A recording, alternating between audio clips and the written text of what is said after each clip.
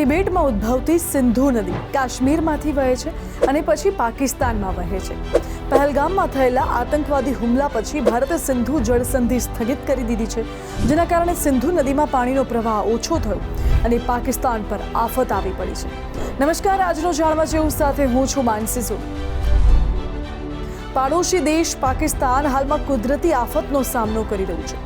દેશના દક્ષિણ ભાગમાં સિંધુ ડેલ્ટા સુકાઈ ગયું છે।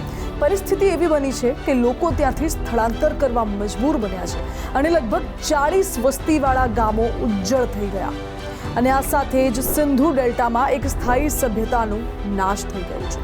આ સિંધ પ્રાંતના દક્ષિણ છેડે અરબી સમુદ્રને અડીને આવેલા સિંધુ ડેલ્ટામાં સ્થિત લોકો પરંપરાગત રીતે ખેતી અને માછીમારી કરતા હતા, પરંતુ હાલના વર્ષોમાં દરિયાના પાણીએ ત્યાં અતિક્રમણ કર્યું અને બધું જ નષ્ટ થઈ ગયું છે। પાકિસ્તાનમાં સિંધુ નદીનું 80% પાણી ખતમ થઈ ગયું છે અને હવે આ જ વિસ્તારના ગામોમાંથી લગભગ 12 લાખ લોકો સ્થળાંતર કરી ચૂક્યા છે, જેમાંથી મોટાભાગના કરાચીમાં સ્થાયી થયા છે। ખારોચાનમાં પહેલા 40 ગામો હતા, પરંતુ દરિયાના પાણી વધવાના કારણે તેમાંથી મોટા ભાગના હવે અદૃશ્ય થઈ ગયા છે।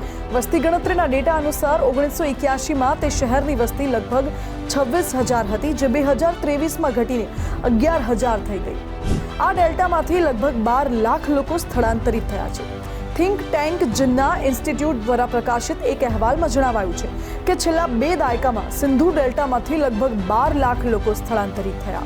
US Pakistan centre for advance studies in water દ્વારા 2018માં કરાયેલા અભ્યાસ અનુસાર સિંચાઈની નહેરો, જળ વિદ્યુત બંધો અને પીગળતી હિમ નદીઓ અને બરફ પર આબોહવા પરિવર્તનની અસરોના કારણે 1950ના દાયકાથી જ સિંધુ ડેલ્ટામાં પાણીનો પ્રવાહ 80% જેટલો ઘટ્યો છે, જેના કારણે દરિયાઈ પાણી ડેલ્ટામાં વિનાશક ઘૂસણખોરી કરી રહ્યા છે અને નજીકના ગામડાઓ ડૂબી ગયા છે।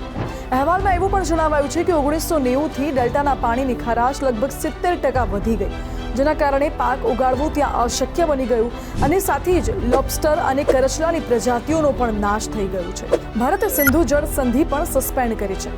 તિબેટમાંથી નીકળતી સિંધુ નદી પાકિસ્તાનમાં જતા પહેલા કાશ્મીરમાંથી વહે છે, પરંતુ પહેલગામમાં થયેલા આતંકવાદી હુમલા પછી ભારતે સિંધુ જળ સંધિ સસ્પેન્ડ કરી દીધી છે, જેનાથી સિંધુમાં પાણીનો પ્રવાહ પણ ઓછો થયો છે।